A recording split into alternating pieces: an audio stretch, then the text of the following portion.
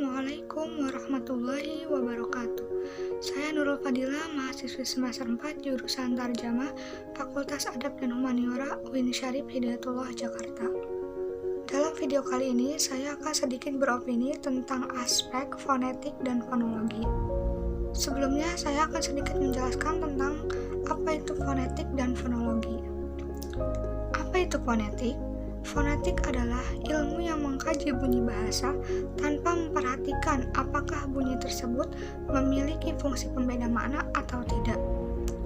Sedangkan fonologi yaitu yang mengkaji bunyi bahasa berdasarkan fungsinya sebagai pembeda makna dan terkait dengan bahasa tertentu. Jadi fonetik itu lebih condong kepada menggunakan aspek fisiknya, sedangkan fonologi kepada maknanya. Sedangkan fonologi itu kepada pengertian maknanya. Fonetik dihasilkan oleh alat-alat ucap seperti gigi, gusi, bibir, lidah, dan yang lainnya. Telinga juga merupakan salah satu organ tubuh yang memiliki hubungan dengan ilmu fonetik.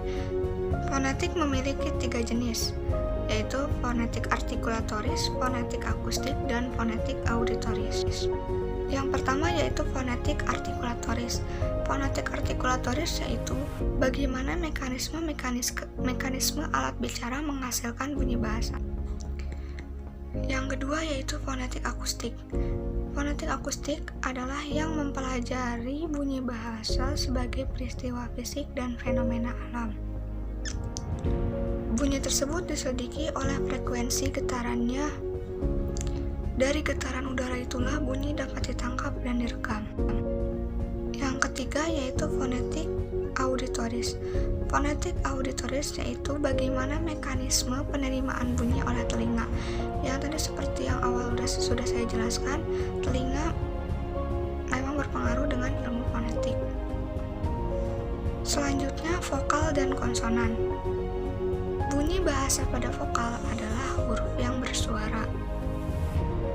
Vokal berfungsi untuk menyusun suku kata, karena jika tidak ada vokal, maka suku kata tersebut tidak akan menjadi suku kata yang jelas. Contoh huruf vokal dalam bahasa Indonesia yaitu A, I, U, E, O. Sedangkan dalam bahasa Arab disebut harokah. Vokal dalam bahasa Arab itu terbagi menjadi 2 jenis, yaitu vokal pendek dan vokal panjang. Vokal pendek seperti fathah, kasroh, domah, sedangkan vokal panjang yaitu mad. Sedangkan konsonan yaitu bunyi yang dihasilkan menggunakan artikulasi pada salah satu alat-alat bicara. Huruf konsonan dalam bahasa Indonesia yaitu yang selain dari huruf vokal, dan dalam bahasa Arab yaitu huruf-huruf hijaiyah. Selanjutnya fonologi. Jika fonetik mengkaji bunyi bahasa berdasarkan aspek fisiknya saja, maka fonologi yaitu yang mengkaji bunyi bahasa berdasarkan bunyinya sebagai pembeda makna dan terkait dengan bahasa tertentu. Dalam fonologi yang diperhatikan adalah perbedaan dan fungsional yang berguna untuk membedakan makna. Dan jika bunyi tersebut membedakan makna, maka bunyi tersebut disebut fonem. Jika tidak, maka disebut fon.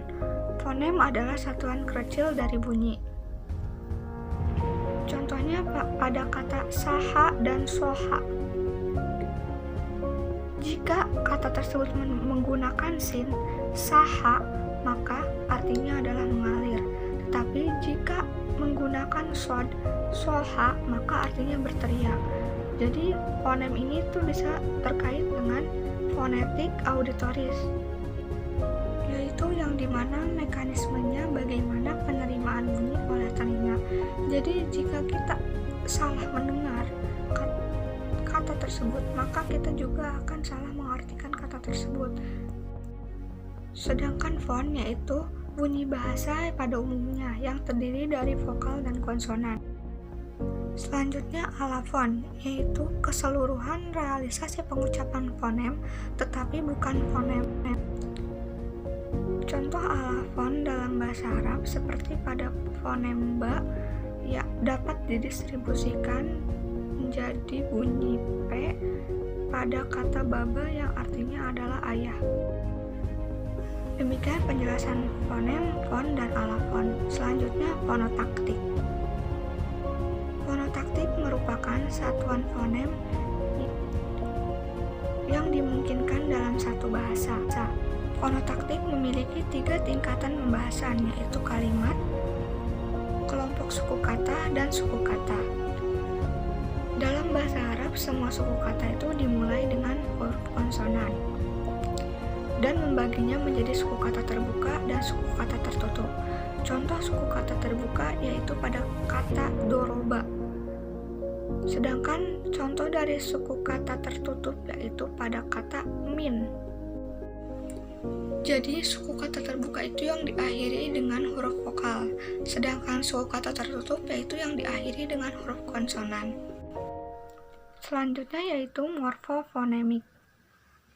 Morfofonemik disebut juga dengan morfofologi, yaitu perubahan fonem akibat pertemuan morfem dengan morfem lainnya, yang termasuk di dalamnya penambahan, pengurangan, dan pergantian fonem. Contoh dalam bahasa Arab dari pola iftala dalam verba doroba, yaitu itoroba, bukan itaroba. Itu menurut Sibawayh seperti yang dikutip Hijaz, huruf to dan do merupakan huruf itbaq, sementara fonem ta bukan bunyi itbaq. Nah, apa itu bunyi itbaq? Bunyi itbaq adalah 2 suara yang mempunyai kemiripan, tetapi berbeda dari cara dan tempat artikulasinya. Baiklah, demikian sedikit penjelasan tentang aspek fonetik dan fonologi. Semoga bermanfaat. Wabillahi taufiq wal hidayah. Wassalamualaikum warahmatullahi wabarakatuh.